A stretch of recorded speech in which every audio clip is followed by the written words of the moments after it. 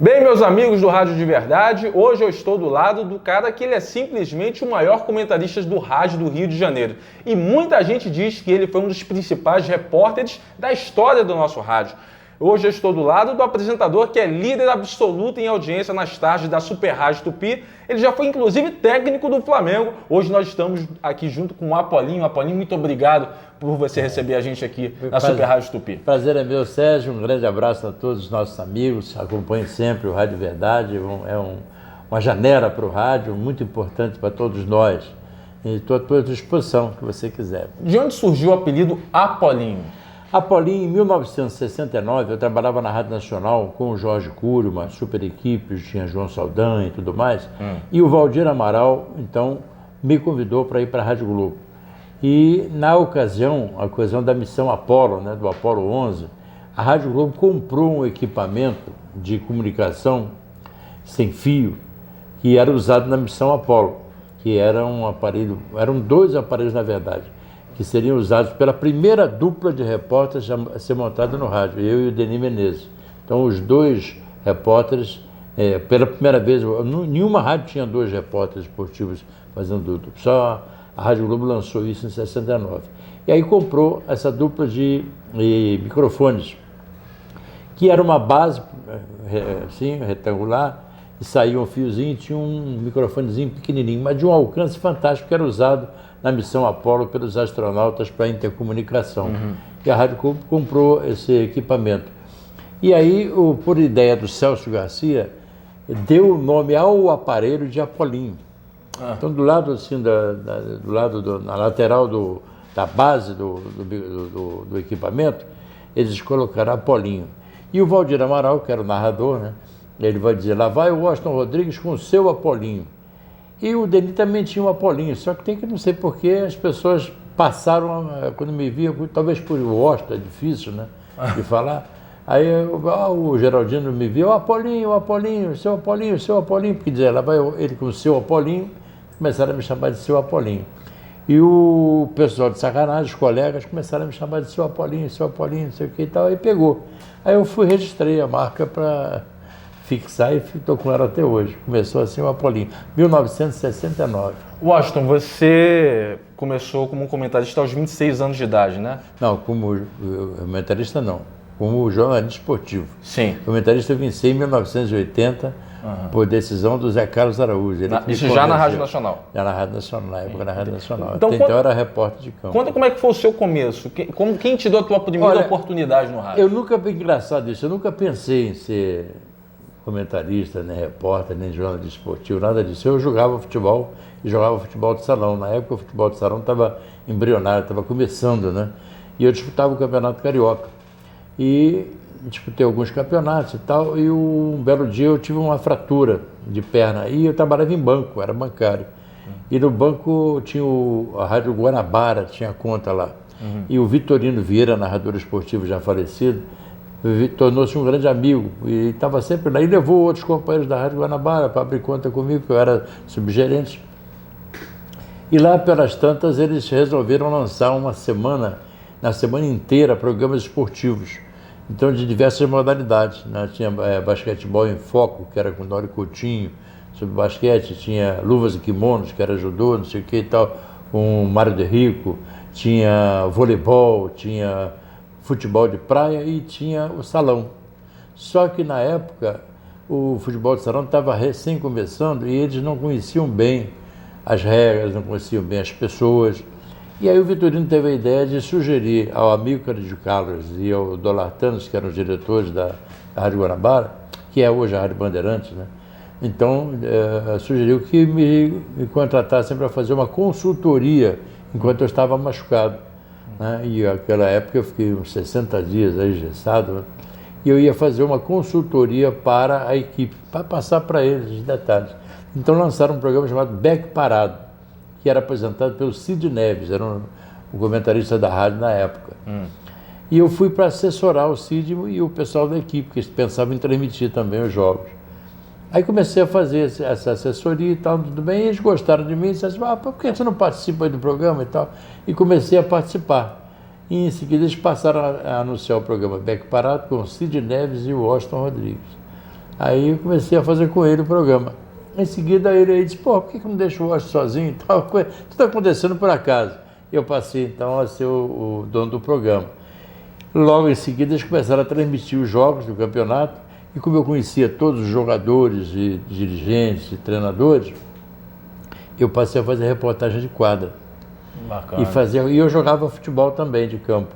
E um belo dia, a equipe da Rádio Guanabara, na época, era uma super equipe de esporte, né? Tinha grandes figuras, tinha Mário Viana, tinha o Bermuda, era o repórter de campo, era o ex-presidente Bermuda Neto e tal. E um belo dia houve lá um problema entre o Mário Viana e o Bermuda, num sábado à tarde, no jogo do Vasco, lá no Bom Sucesso. O Mário Viana gritava, gol legal, e o Bermuda, que tinha visto que era irregular, gritou, gol legal, uma conversa e tal. Os dois discutiram no ar, e a rádio tirou os dois do ar naquele dia. E no domingo não tinha quem fizesse a reportagem de campo. Aí me perguntaram, você conhece futebol? Eu disse, claro, eu jogo futebol. Dá para você fazer lá esse domingo? Eu faço. Aí fui lá e fiz o jogo. Eu me lembro que jogo foi. E esse jogo, os caras gostaram, eu entrevistando o pessoal, e fazendo a reportagem, aquele negócio todo. Aí o amigo disse, pô, vem cá, tu não fica mais um tempo aqui com a gente no futebol? Eu fico. Aí fiquei mais 2 semanas fazendo isso, quando eles resolviam lá com o Mário Viana e o Bermuda. Em seguida o Bermuda voltou, assumiu o cargo dele, e eu iria voltar para o salão. Aí o Dolartano disse, não, faz o seguinte, rapaz. Era o Dualci já o chefe da equipe. Aí ele disse assim, você fica no futebol fazendo o aspirante. Naquela época a primeira preliminar era de aspirantes, né? Começavam a 1h, às 3h começava o jogo principal. Depois passou para 2h, 4h, foi assim. E tinha público, né? Tinha público, muita gente para ver, porque grandes jogadores jogavam na preliminar, né? Naquela época dos aspirantes. Aí eu fazia a preliminar. Aí no final do ano o Bermuda saiu, aí eles me guindaram a principal, a repórter principal. E nesse ano teve um concurso da revista do rádio e tal, que não tinha naquela época, e eu ganhei lá como o melhor repórter do ano e tal. Aí o Cury me chamou para a Rádio Nacional, eu fui para a Rádio Nacional. Aí fiquei com o Cury na Rádio Nacional, o João Saldanha e tal, um tempo. E aí o Valdir Amaral me chamou em 69 para... Tudo por acaso, foi acontecendo. Aí, nesse período da Rádio Nacional, eu continuava no banco. Aí o seu Sérgio Vasconcelos era o diretor-geral da Rádio Nacional, gostava muito de mim, ele me chamou e disse, pô, você tem todas as ferramentas para ser um baita de um cara no rádio, você não larga o banco? Eu digo, ué, porque eu preciso dos 2 salários para viver. Ele aí disse, não, eu compro o seu tempo no banco. Aí me pagava o meu salário do banco para eu deixar o banco. Aí eu larguei o banco e fui ficar só na Rádio Nacional. Em seguida o Valdir me chamou, fui para a Rádio Globo, dali deslanchei, desci de helicóptero na Rádio Globo, no meio do campo, a minha estreia, uma estreia de pompa. Caramba! Desci no meio do campo, tem até a foto aqui, depois eu te mostro, se você quiser ver. Desci de helicóptero lá, foi Maracanã, com mais de 100 mil pessoas e tal.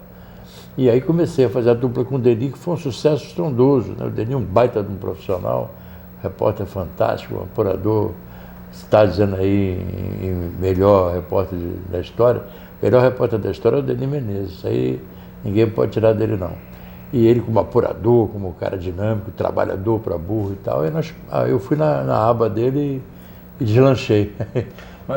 Tá aqui o que no Deni, tecnicamente, te faz pensar que ele realmente foi o melhor repórter? Porque nada é parecido até hoje. Com todo respeito a todos os colegas, o Deni era um cara que se dedicava àquilo. Eu te sou sincero, às vezes eu chegava no Maracanã, e o que deu certo a dupla? Que o Deni tinha 300 notícias. E no início, quando eu fui trabalhar com ele já era o Deni na Rádio Globo. Eu cheguei, naturalmente, ele teve aquele receio, pô, esse cara veio para cá, será que é dupla mesmo? Será que eu vou me fritar? Aí, o que ele fazia? Ele apurava muito bem, eu nunca dei muita bola para saber que hora que o cara tomou vacina, se ele foi o médico, o jogador, eu dava o básico e parava ali. Ele não. Ele dava 300 notícias. Aí eu falei, estou roubado. Com esse cara eu vou dar 10, ele vai dar 300, vou perder para ele aqui. Então o que ele fazia? Quando ele dava uma notícia, eu sacaneava a notícia. Ele dava outra, eu sacaneava outra. Aí dava uma minha, 2 ou 3 e sacaneava a dele. e virou foi uma química que virou um negócio que a galera adorava, juntava muita gente na geral. Quando a gente começava a fazer sentado no fosso, a gente fazia no fosso. Estava uma multidão para acompanhar a gente ali. Eu falei, pô, essa é a receita. Aí começava, eu brincava com ele, tinha ele muito engraçado, tinha um jogador no São Gustavo chamado Badu, aí ele dizia assim, ele dava a escalação do time e dizia assim, o São Gustavo, Badu, eu cortava assim, mas Badu joga? Ele, confirmadíssimo, Washington, tocava o pau. E aí a dupla de lanchou, nós arrebentamos aí durante muitos anos. Washington, eu me sinto muito à vontade de falar esse assunto com você, até porque o teu grande irmão, o camarada José Carlos Araújo, já falou isso com a gente, e o próprio José Cabral também já falou sobre esse assunto, que foi a sua briga com o Denis. Vocês se falam hoje? Vou falar, ficamos 10 anos brigados. Por 10 segundos não saiu porrada de mão. Mas o Denis, olha, ele é fantástico e aconteceu, a gente, toda família briga, irmão briga, você briga com o pai, briga com a mãe. Eu briguei com ele, uma briga feia. Mas já tá legal, ele sabe disso, que eu gosto muito dele. Camisa vermelha, se vocês repararem ao fundo também é bandeira vermelho do Flamengo. E preto. Vermelho e preto, inclusive a calça dele é preta. Seu pai te forçou a ser flamenguista? Isso foi um trauma na tua vida? Fala a verdade. Meu pai é português, vascaíno e dono de botequim. Como é que pode? E ruim de argumento, né? Tentava me convencer, me levou para ver Vasco Sporting, lá em São Januário. Isso que é time e tal, não sei o que, tá bom. Eu só um vermelhinho e preto, com fritas. Aí, um tio meu que me fez rubro-negro por causa do tricampeonato de 44, né? 42, 43, 44. Eu era pequeno, não ia ao jogo, mas ele levava fotos dos jogadores daquela época. Isso aqui que é bom, isso aqui que é... Vendia na banca, flâmula. Aí enchia meu quarto de flâmula do Flamengo e tal, eu fiquei Flamengo. Como é que surgiu o convite para você ser técnico do Flamengo? Rapaz, foi uma crise no Flamengo, uma crise muito séria, né, que houve em 95, quando o Vanderlei perdeu aquele fla-flu no gol de barriga, né, do Renato, e havia uma briga dele com o Romário. O Vanderlei é meu afilhado, e eu tomei as dores do Vanderlei, eu e o Romário tivemos um problema sério na ocasião, né, também quase foi para a mão, mas só eu ganhava, se tivesse porrada, eu ia te ganhar, baixinho. Aí, você é pequeno, não se mete não. Mas aí, eles demitiram o Vanderlei e contrataram o Edinho. Só que o Edinho pegou o time e teve que viajar em seguida para o exterior, né? E não teve tempo de arrumar a casa. As brigas continuaram internas, teve uma briga lá fora, não sei se foi, não me lembro se foi na Ásia, do Romário com o Sávio, que foi filmado por alguém, a TV Globo mostrou aqui no Jornal Nacional, aí piorou. E a oposição batendo, né? Aí, quando voltaram, o Edinho, aí o Campeonato Brasileiro tinha começado e era aquela coisa de grupos, né? Tinha classificação. E o Flamengo tomou 3 ou 4 pancadas logo, já estava fora também do Brasileiro. Ia começar a Supercopa dos Campeões da Libertadores, que era um torneio que reunia os campeões da Libertadores, né? Além do Flamengo, tinha o Vélez Sarsfield, que tinha sido campeão do mundo, era o Bayern de Munique, o Barcelona, o Real Madrid da vez, era ele. Tinha ele, tinha o Independente da Argentina, tinha o Nacional de Montevidéu, tinha o Cruzeiro de Belo Horizonte e o Flamengo. E ia começar esse torneio que era muito importante para o Flamengo se representar bem, como campeão que foi, né? E aí o Kleber sempre me ouvia em vários assuntos do Flamengo, como até hoje. E um dia eu estava até em casa com o Vanderlei na minha casa, foi me visitar, nós tínhamos jantado na minha casa, e eram 11 e pouco da noite, eu toco o telefone, era o Kleber, estava no Antiquários, me chamando para ir lá. Eu digo, mas eu acabei de jantar agora aqui com o Vanderlei e tal. Não, mas vem para cá, pelo menos bater um papo e tal. Aí o Vanderlei foi embora e eu fui para lá, tipo meia-noite e pouco, eu e minha mulher. Chegamos lá, estava o Kleber, a mulher dele, o Michel Assef e a mulher dele. E eu pensei que ele estivesse me chamando para pedir uma opinião sobre o novo treinador, o que fazer naquela situação difícil que ele estava enfrentando. E eu fui pensando em sugerir que ele contratasse o Tele Santana, porque havia também uma indisposição qualquer entre a direção do Flamengo e o Globo, e o Globo estava batendo muito neles. Eu falei, se trouxer o Tele, todo mundo gosta do Tele, isso vai dar uma acalmada nesse ambiente. Aí quando eu cheguei lá e tal, comecei a conversar, expondo meu ponto de vista e tal, e aí os dois disseram, não, nós chegamos a um acordo sobre um nome, que está aqui embaixo do prato aqui, mas não é o Telê. Então quem é? Pô, é você. Aí eu falei, não, tá brincando. Aí, não, é você, queremos você pode fazer essa experiência, todo mundo gosta de você, chegar lá você vai acabar esse clima ruim. Aí eu falei, pô, tudo bem, o Flamengo me chamando, o Flamengo não me convida para nada, o Flamengo me convoca. Hoje, senhora, vai ter o Fla-Flu domingo e o Felipe não pode jogar e os outros goleiros estão gripados. Se me chamar, eu vou lá e jogo no gol. Hoje, como eu estou hoje, no meu peso que estou, eu vou lá, vou levar 200 gols. Mas vou lá e vou jogar. O Flamengo não me convida, me convoca. E aí eu falei, eu vou. Aí a minha mulher quase ficou branca. Ela disse, você tá maluco, rapaz? Você vai pro Flamengo? Se o Romário de bem com todo mundo já derrubou 2, tu vai para lá e tu não fala com ele, tá brigado com ele, como é que tu vai fazer? Eu nem me lembrava da briga. Eu falei, eu vou lá e resolvo. Aí fui. Saímos do ontem eram quase 5 horas da manhã, fui em casa, tomei um banho e fui pro clube.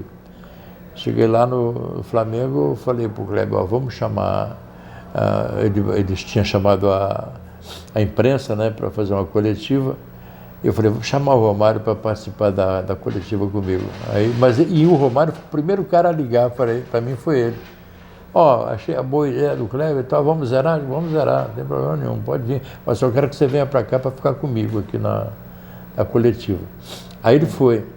Eu falei para ele, olha, quando chegar na coletiva, os caras vão perguntar sobre a nossa briga, porque todo mundo sabia que estava saindo no jornal, né? Eu falei, quando perguntar, deixa eu responder, tu fica quieto que eu respondo.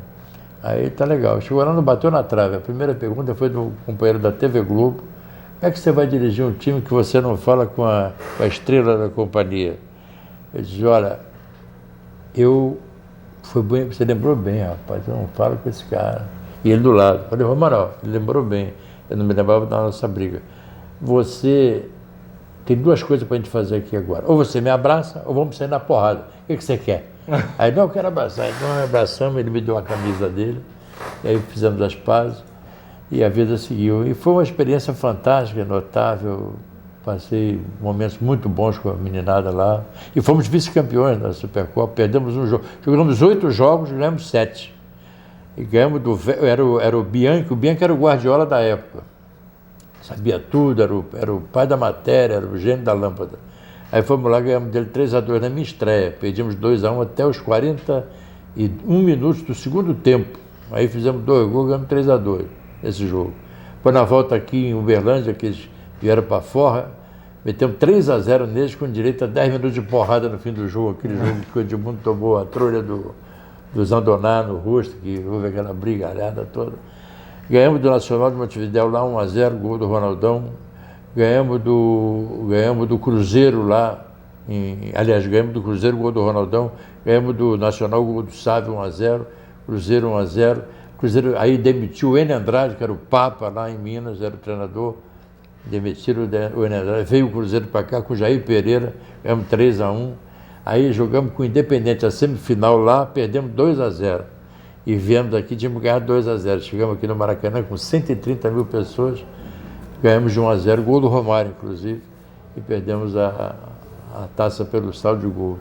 Foi a coisa mais triste que aconteceu na minha vida esportiva inteira. Tudo que eu já perdi é pinto perto desse dia, que eu queria dar esse presente para a minha nação rubro-negra. Ou seja, o Flamengo é uma coisa que está muito viva na tua memória, né? Não, o Flamengo não sai, você vê na minha sala aqui, tudo vermelho e preto, bandeira, minha casa, minha mulher é Flamengo, meus filhos são Flamengo, meus netos são Flamengo. Vai trabalhar comigo? Qual é o seu time? Não, é Flamengo não, então fora outro. Aquele ali é pior, é Flamengo, você que anda. Mas o Marcos Vinícius não é flamenguista. Ele jura que é. Ele jura? Ele jura que é. Então tá. Há controvérsia. Há controvérsia. Mas ele aqui jura que é. Então tá. É porque ele não chegou ainda. Na hora que ele chegar, ele vai qual é o seu time? Ele Flamengo, vibra. Eu estou de olho nele. É verdade. Está com 2 cartões amarelos já. O terceiro, se pintar, disseram que ele usava uma cueca do Vasco. Dizem. Não sei. Washington, seu pai era vascaíno e o seu alter ego, o seu personagem, o Robertão, é vascaíno. De onde é que saiu a ideia desse Robertão? Pelo seguinte, rapaz, eu preciso de todos. Eu adoro a minha torcida, a minha nação querida, mas eu preciso de todos. Eu trabalho para todos. Não trabalho só para a torcida do Flamengo. E a torcida do Vasco tem uma coisa incrível, um carinho especial por mim. Eu vou a São Januário, eu me sinto em casa. Eu chego lá, os caras me reverenciam, lá tem papo. Eu almoço muito lá no restaurante do Vasco, lá com o Arthur, com a rapaziada, o garçom, o Chiquinho. Os caras me fazem festa o tempo todo. Então eu me sinto muito bem. Eu ganhei da torcida do Vasco, que é considerada uma torcida perigosa, a Força Jovem do Vasco, me deu um presente que eu fui receber no calabouço. Minha mulher também disse, tu vai lá, os caras vão te matar de porrada. Eu falei, não vão fazer isso, vocês querem me homenagear, pô. Não, isso pode ser uma armadilha. Eu falei, que armadilha? Os caras gostam de mim, eu vou lá. E fui lá. Aí me deram uma coruja, numa base de mármore, um negócio lindo, maravilhoso, que eu tenho até hoje na minha casa. A Força Jovem me presenteou isso. Quer dizer, isso é um feito. Uma vez teve uma ameaça lá de briga em São Januário, iriam bater não sei quem. O Vasco estava mal, de uma crise, e um jogo... foi aquele que o Atlético Paranaense, no último jogo, o Vasco... Sim. Estava lotado e tal. Aí eu levei meu filho, falei, tu vai comigo e nós vamos deixar o carro e vamos a pé no meio da galera para você ver o seguinte, se você respeitar o torcedor, seja de que time for, ele vai te respeitar. Sim.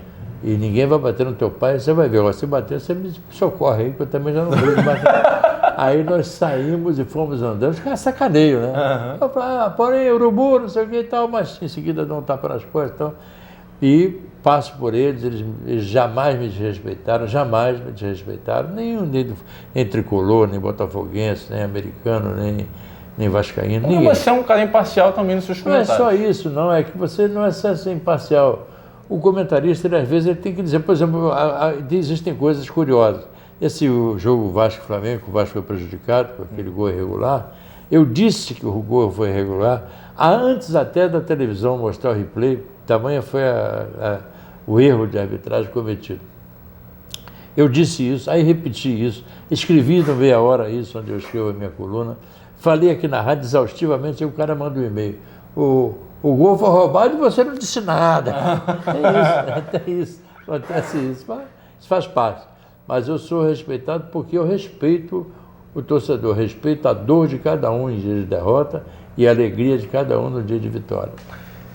Todo mundo quer saber isso, Washington. O José Carlos Araújo, seu irmão, seu parceiro de uma vida toda. Tem alguma chance de vocês reeditarem aquela dupla?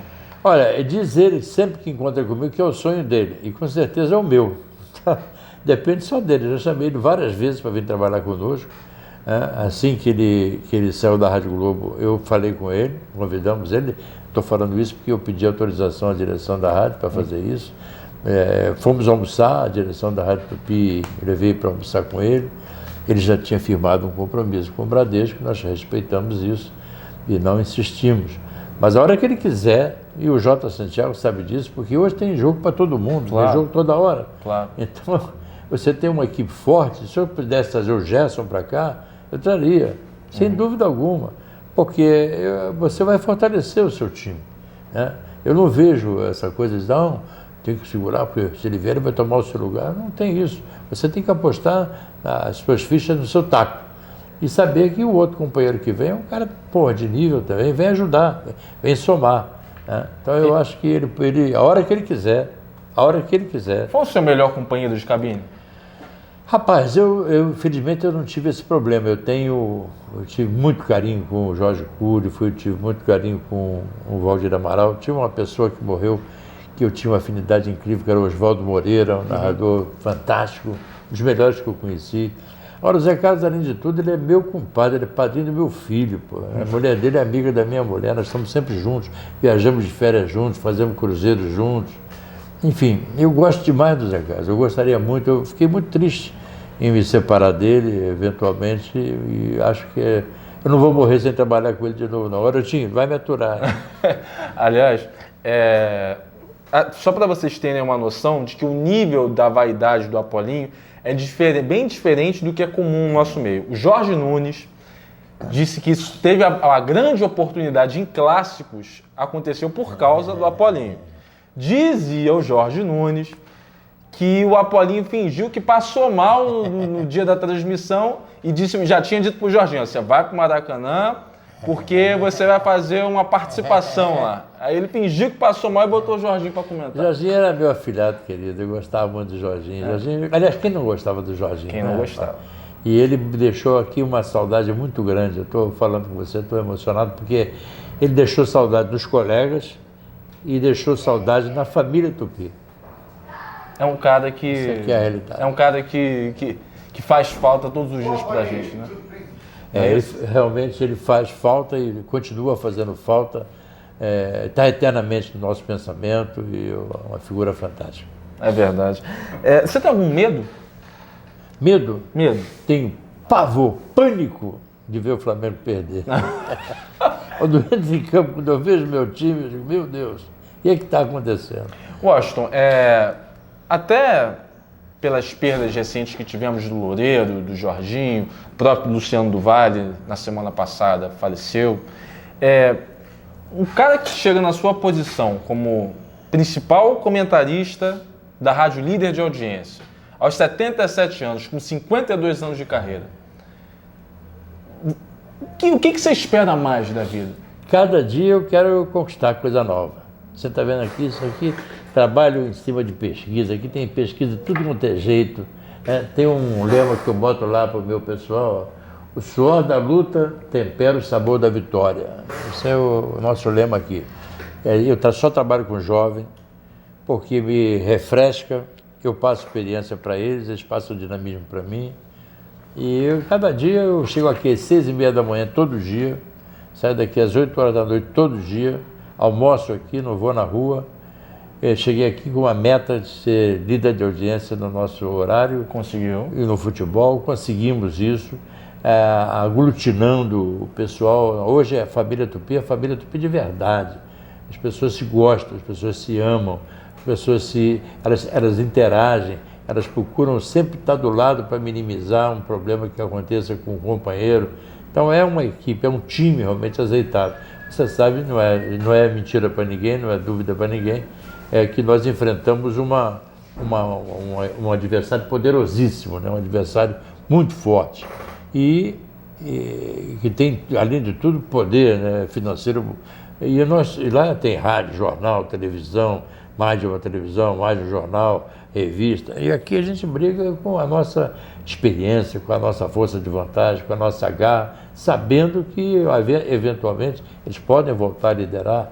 Não há dúvida que eles estão trabalhando para isso. Então nós temos que estar atentos todos os dias, todas as horas, todos os minutos, fazer cada programa como se fosse daquele dia o toque para chegar a uma liderança. Chegar à liderança não é difícil. Manter é que é difícil. Nós estamos líderes aí já há pelo menos 10 anos.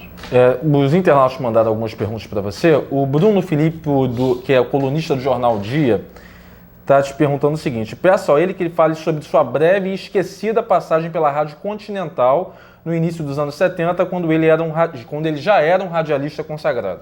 Eu saí da Rádio Globo para a Rádio Continental. O líder de audiência da equipe esportiva era também o dono da rádio. Era um locutor esportivo, Wagner Luiz Menta, meu irmão querido também. E o Wagner, havia uma excursão da seleção brasileira, ia passar quase uns 2 meses fora, né? Aquela célebre excursão do Cláudio Coutinho, que teve aquele manifesto de Glasgow, aquela coisa toda. E o Wagner me chamou para ir deixar a Rádio Globo e ir para a Rádio Continental.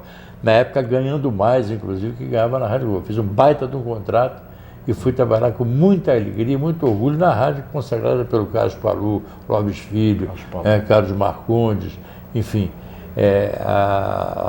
Foi realmente uma alegria muito grande. Só que, infelizmente, é esquecida porque 6 ou 7 meses, eu tinha um contrato de 2 anos, 6 ou 7 meses depois a rádio entrou em parafuso e teve que parar, desativar o departamento esportivo.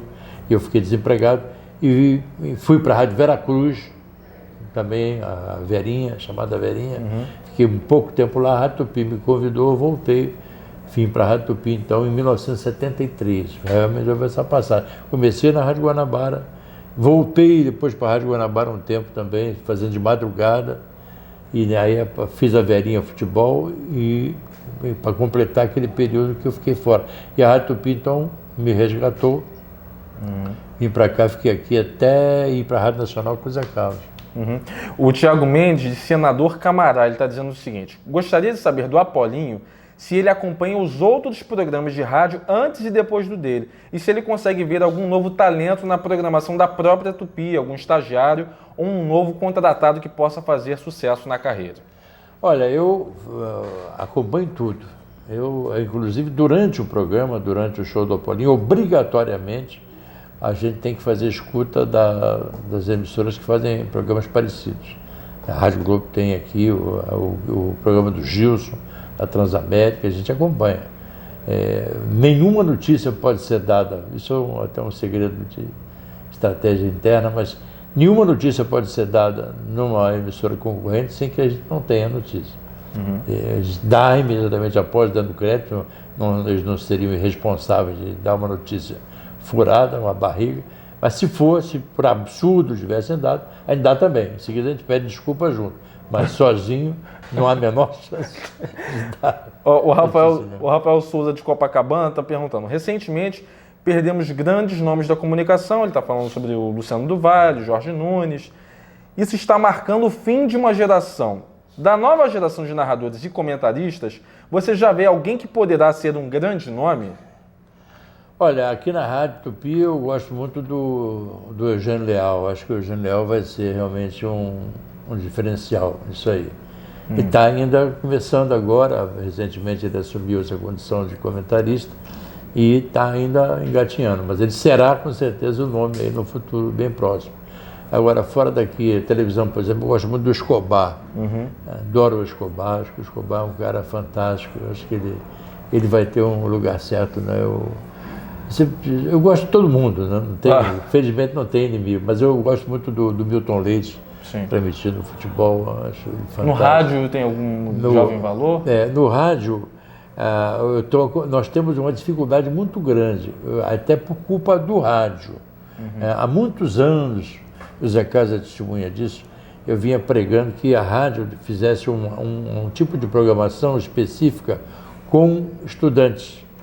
Para você ver, porque narrador, por exemplo, é mais difícil você conseguir um narrador. Sim. Então o narrador, quando ele começa, ele sente que tem alguma dificuldade no rádio, ele corre para a televisão. Sim. A televisão é mais fácil, né? Você não tem que ter o time que tem no rádio. Então a gente não tem renovação. O Garotinho, já cara, vou revelar aqui, o Garotinho tem 73. O Garotão, não vou dizer não, mas está chegando lá. Eu estou aqui como comentarista. Depois de mim, quem vem? Agora está aparecendo o Eugênio. Mas não houve a renovação. O rádio deveria se preocupar em fazer um laboratório em vários segmentos, né? Comunicador, narrador, comentarista. Repórter é mais fácil, porque o repórter já vem com essa ideia, sai da faculdade quase que pronta, a gente aqui só burila. Mas essas coisas específicas que dependem de dom, o cara narrar futebol é como cantar, é difícil, eu não sei narrar futebol. Então, se aparece um cara que sabe, vamos trabalhar o cara. Agora, na saída do Penido, quando entrou o Jota, que a rádio estava naquela dificuldade, eu tinha sugerido contratar uns 2 jovens. Deixa ele aqui, bota ele aqui como está o Ricardo. Uhum. Ele vem aqui, aí transmite um jogo aqui, outro ali, faz pela internet. Dá confiança para o cara poder... O problema é que quando o cara pega um gás, ele pimba, rala o peito, que ele quer ir para a televisão, quer aparecer, mostrar para a namorada e tal. É mais difícil. O rádio está enfrentando muita dificuldade na renovação. Entendi. O Fábio Marques... Aliás, antes de eu fazer a pergunta do internauta, você tocou no assunto da saída do Penido. O senhor Alfredo Raimundo chegou a dizer para a gente que ficou uma mágoa na saída do Penido. Você sentiu isso também na equipe? Ficou porque foi muito de repente, né? E o Penido sempre jurou, o Penido é uma pessoa adorável, né? Todo mundo ama o Penido. E o senhor Alfredo, principalmente, tinha uma adoração por ele profunda. E ele chegou e, pum, de um dia para o outro ele desapareceu. Quer dizer, isso aí marcou muita gente aqui. Eu mesmo fiquei chateado, não com ele, né? Mas com a situação que eu vivi aqui, de repente, mesmo quando estivesse no altar, cadê a noiva? Sumiu, né? Cadê a noiva? E não tinha ninguém, né, para ser noivo naquela hora. Aí é que surgiram as soluções depois. Mas foi traumática a saída dele, sem dúvida. Entendi. O Fábio Marques, do Rio de Janeiro, ele está perguntando: Apolinho, comente se há relação entre a queda de audiência da Rádio Tupi e a consequente subida da Rádio Globo com a morte do nosso saudoso Jorge Nunes. Olha, não houve essa queda. Eu acho que ele está se referindo à volta à liderança do show do Antônio Carlos. Acho que ele deve estar falando sobre isso. Sim, mas depois que o Jorginho faleceu, é claro que ele faz uma falta espetacular, não tem como discutir isso. Mas ele ficou fora do ar desde outubro, doente. E a rádio cresceu, o programa do Cláudio cresceu, assumiu liderança. Agora mesmo, assumiu liderança no mês passado, no Ibope anterior, agora caiu nessa. Essa briga de manhã, primeiro a Rádio Globo, ela tem uma liderança enraizada desde os tempos do Paulo Moreno. Não foi o Antônio Carlos. O Antônio Carlos estava aqui e tomava porrada. Verdade. Ele foi para lá e lá ele pegou o rabo do foguete lá de Paulo Moreno, Paulo Giovanni, próprio Barbosa. E a Rádio Globo de manhã era imbatível. Sim. Era imbatível. Com a chegada do padre, que é um fenômeno, mas é um fenômeno localizado, quer dizer, que era uma audiência segmentada, as pessoas que acompanham o padre, aquilo não é, por exemplo, não é um horário comercial, que você possa apostar em que vai vender mais por causa disso, não existe isso.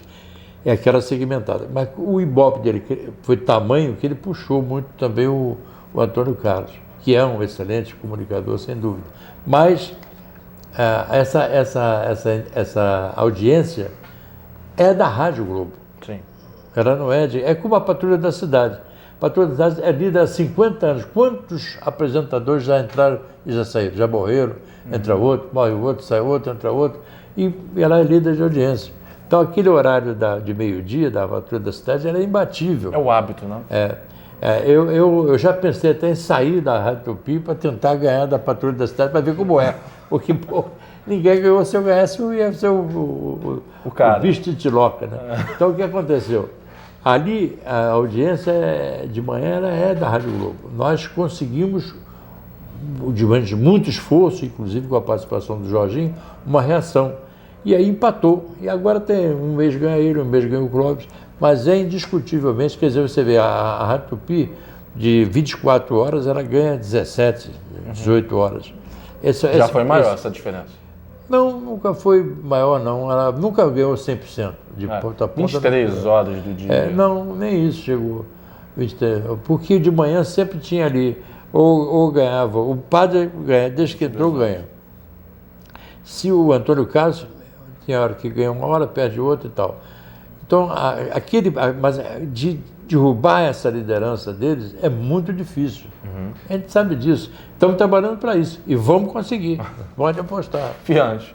O Vitor Albergaria, de Uberlândia, Minas Gerais, ele está perguntando, queria saber do velho Apolo se muitas vezes ele sente que os nomes da velha guarda estão carregando o rádio nas costas. Resumindo, ele tem medo ou não tem medo do futuro do rádio? Não, uma excelente pergunta, porque vocês que são mais jovens não viveram essa época e falam da era de ouro do rádio. Era de ouro do rádio agora. Era de ouro do rádio agora. Na época da Rádio Nacional, que tinha aqueles programas fantásticos, e não havia televisão, o país tinha 70 milhões de habitantes, 80 milhões de habitantes. Cada casa tinha no máximo um rádio. No máximo um rádio. Um rádio. A família se reunia. Por que tem conversa ao pé do rádio? Você escuta aí, é o programa da presidência. Conversa, por quê? Sentava todo mundo na sala, ligava o rádio e ficava ouvindo. Todo mundo tinha que ouvir o mesmo programa. Não havia o rádio de pilha, não havia rádio no celular, não havia rádio na internet. E o país era de 70, 80, 90 milhões de habitantes. Agora não, agora são 200 milhões, todo mundo tem rádio. Todo carro tem rádio, tem carro que não acaba mais, antigamente passava um carro, 5 minutos passava outro, agora todo mundo tem carro, todos os carros têm rádio, todos os celulares têm rádio, você vê e ouve a Rádio Tupi, né, pela internet, você no Japão, você acompanha o show do Apolinho, vendo e ouvindo, você tem as imagens no seu monitor. Então hoje é a era do rádio, é a era de ouro do rádio, é hoje. E a renovação ela tem que ser feita. Isso aí não resta dúvida que é uma preocupação quanto a essa renovação. A gente precisa reinventar a programação. Eu até vi uma nota de vocês, que agora vou dar uma canelada em você aqui. O show do Apolinho, então, é uma fórmula surrada. Não é. Onde se consagrou? O rádio só tem uma guia para você ir, é informação. É informação. Não é verdade, por exemplo, que eu pegue o café requentado do noticiário da rádio. Não, absolutamente. Ninguém entra no estúdio com jornal. O jornal tem que ler aqui, faz a pauta aqui, vai lá e avança a notícia que está aqui. Não se pode dar uma notícia, proibido por mim, dar uma notícia sequer durante o meu horário que seja de ontem. E nem pode ser da manhã, tem que ser agora de tarde. Eles ficam bravos comigo porque, mas o carro bateu, machucou 5 pessoas também. Você vai dizer o que aconteceu com essas 5 pessoas. Não que o carro bateu. O carro bateu, foi às 11 horas da manhã, eu não quero saber mais. Quero saber o que houve com essas 5 pessoas. Então, isso aqui então, o nosso programa não entra jornal no estúdio. Toda a equipe tem que estar após, ao vivo. O que eu faço? Eu não deixo ir matéria para o ar, esportiva, por exemplo, ao vivo, a não ser que haja um grande acontecimento daquele minuto, porque é assim, o cara grava, manda e eu boto no ar. Entre gravar e botar no ar, eu levo um espaço de 5, 10 minutos. Então você não perde nada com isso, eu controlo o tempo. Por quê? Você vai ouvir notícias do Flamengo, Vasco, Fluminense, Botafogo, todo mundo. Vai todo mundo direitinho, o programa acaba, todos os comerciais são irradiados, as notícias vão para o ar, o noticiário dos clubes vai para o ar e nada se perde. E eu faço um programa que tem 2 horas de duração, ele tem obrigatoriamente no máximo 15 minutos de comerciais em cada hora, que é a lei, e felizmente para nós ele está full, ele está totalmente vendido, então tem 15 em 15. Então tem 1h30 de produção, eu faço 1h30 e mais 15 minutos. Por quê? Porque se alguma coisa cair, eu já tenho alguma coisa para entrar no lugar. Nada pode ser surpresa. Surpresa só por 20. Então eu não posso, eu não quero surpresa. De repente, o helicóptero não entrou. Já tem outro que vai entrar no lugar do helicóptero. Está tudo roteirizado. Está tudo preparado. Tem sempre que tiver um no ar, tem que ter outro stand-by. Um no ar, outro stand-by. Um no ar, outro stand-by. Esse aqui falhou, entra esse. Eu não preciso ficar, atenção, fulano, vamos tentar de novo. Está ruim. Não, eu chamei, não entrou, pimba, chamo o outro e entra o outro. Se não entrar o outro também, eu estou roubado. Sobre a fórmula, Paulinho, se a Rádio Globo fizer a mesma coisa, botar informação com esporte, não é a mesma coisa, porque a sua personalidade acredita que... Perde no comunicador. Exatamente isso. Perde no carisma. O show da Paulinho funciona com a Paulinho, talvez se colocasse... Exatamente. Não, eu digo, se eu saísse daqui, eu fui convidado, me honrou muito, para voltar para a Rádio Globo algumas vezes. Nesse período, estou aqui há 15 anos, eu já estive com eles lá 5 vezes. E o Penido, recentemente, eu adoro o Penido, não tem segredo para nós aqui, né? Então, a direção da rádio sabe disso. Sempre que eu fui convidado, eu avisei que ia lá e tal. O que funcionaria? Eles tiraram o show do Apolinho daqui e botaram lá, pá! Não adianta tirar, você vai para lá, mas tu vai fazer um programa às 3 horas da tarde. Não sou mais eu. Vai fazer de manhã, não sou mais eu. Eu sou aquilo ali, para agora. Até faço de manhã, faço de tarde, faço de madrugada, como já fiz. Já fiz todos os horários do rádio. Só que, nesse momento, o que está ganhando é essa fatia. Tiraram o Canazzo daqui, que era bom de manhã, botaram de tarde. O Canazzo, que é excelente, fantástico, não foi o mesmo. É verdade. Aí botaram de manhã para resgatar, mas aí perderam um tempo enorme. Exatamente. Você tem que tirar o goleiro e botar no gol, porra. Entendi. Aí tirar o goleiro e botar de centroavante, eu acho que não dá certo. Você pertence àquele grupo de radialistas que pensa que o rádio tem que ser gerido pelo rádio. Ou seja, o rádio de ponta, o rádio para ser líder de audiência, tem que ser gerido por quem é do rádio? Não tenha dúvida disso. Eu não dirijo helicóptero porque eu não sei. Então, aqui, por exemplo, o Alfredo Raimundo, que foi repórter de campo, né? Apresentador de programa de esporte, trabalhou em esporte há muitos anos.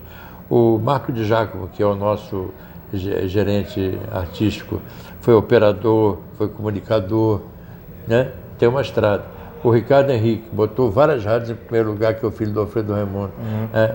Foi na Bahia, botou em primeiro lugar, foi em São Paulo, botou em primeiro lugar, está aqui, botou em primeiro lugar.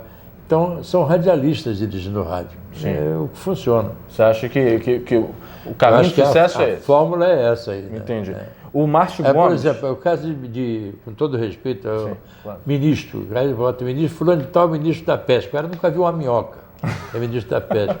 Ministro da energia, nunca tocou uma lâmpada. Aí complica a guerra toda, né? Então, o cara sabe no lugar certo. Bons exemplos. O Márcio Gomes está perguntando para você o seguinte, ele quer que você conte, assim como na entrevista com o J. Santiago, algumas histórias vividas ao lado do comentarista do Povo, Jorge Nunes. O Jorginho é incrível. O Jorginho, uma vez, eu fazia uma festa de Réveillon na minha casa, e eu adoro foguete, né? Então eu fazia uma queima de fogos, uma queima fantástica, né? E os vizinhos começaram a fazer, então começou a haver uma competição de queima de fogos no dia 31, e o Jorginho passava o Réveillon lá em casa. Aí, competição é uma palavra perigosa para Jorge Nunes. Mas o pessoal soltava lá, eu soltava aqui, quem é que fazia mais barulho e tal.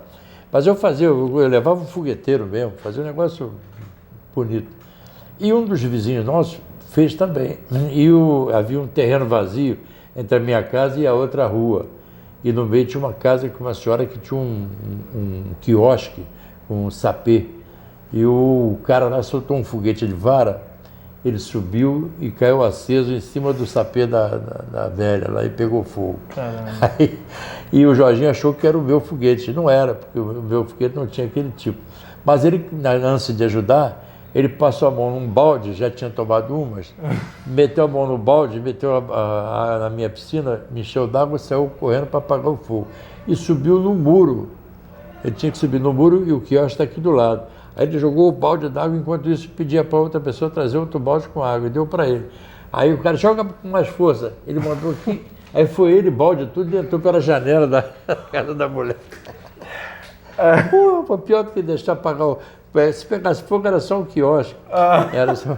Pô, entrou por dentro da janela da casa da velha. Pô, Jorginho era terrível.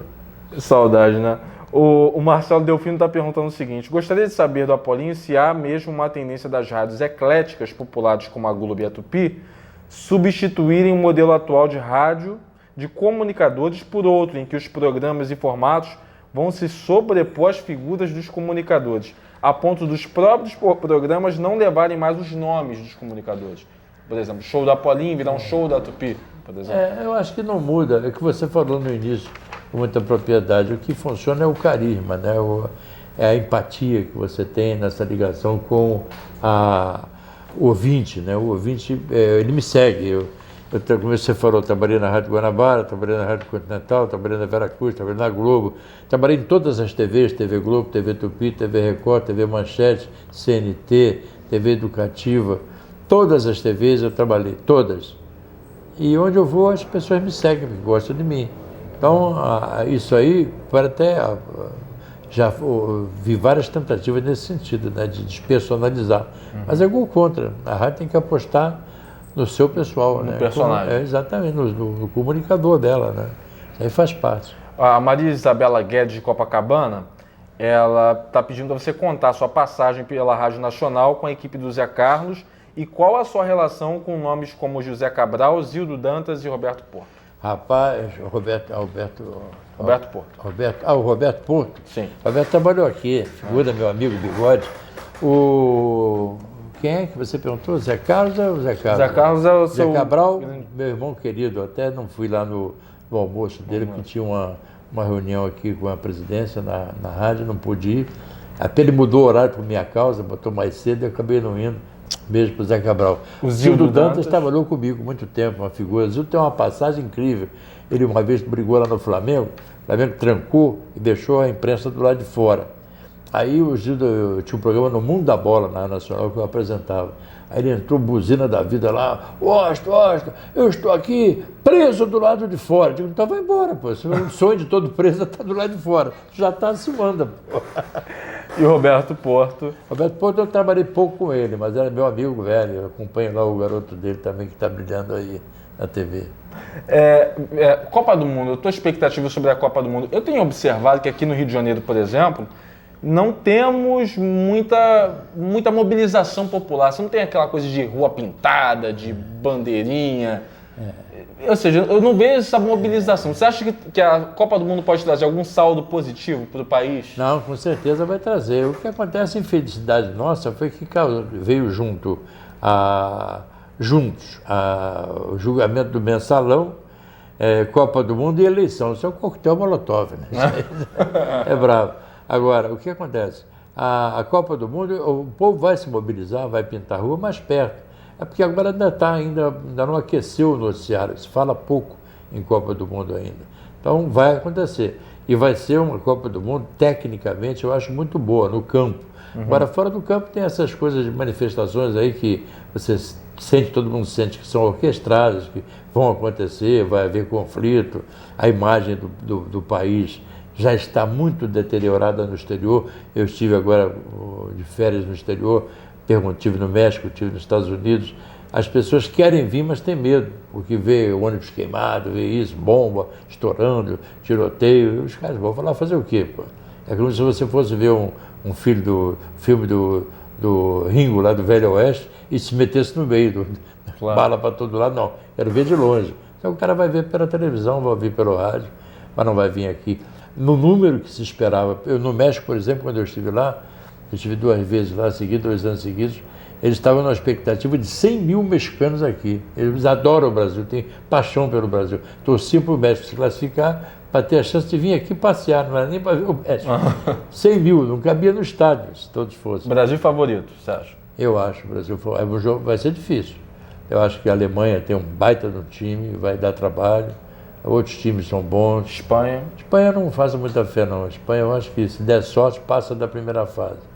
Se der sorte. Porque os caras que jogam bola lá não são de lá. O português é o Portugal, o Messi vai para a Argentina. Fica com aqueles carinhas dele lá que não... Você vê, tiveram que pegar o Diego Costa, naturalizar para ter um centroavante. Claro. Pode até ganhar a Copa do Mundo? Pode, qualquer um pode ganhar. A Inglaterra uma vez ganhou em 66, nunca mais. Mas futebol tudo é possível. Mas eu não vejo a Espanha como grande favorita, não. Apolo, o Mendes, há muitos anos atrás, disse que o Dualcey Camargo foi o maior locutor esportivo da história da Rádio Tupi. Você está com ele ou você acha que foi um outro nome? É porque o Cury passou aqui muito pouco tempo, né? Para mim, o maior locutor que eu conheci foi o Jorge Cury, né? E o Dualcey, um extraordinário locutor, não tem dúvida alguma. Oswaldo Moreira, fantástico locutor. Zé Carlos, Benito, são todos muito bons, né? Você ainda teve o Clóvis Filho, foi maravilhoso, pouca gente fala dele, né?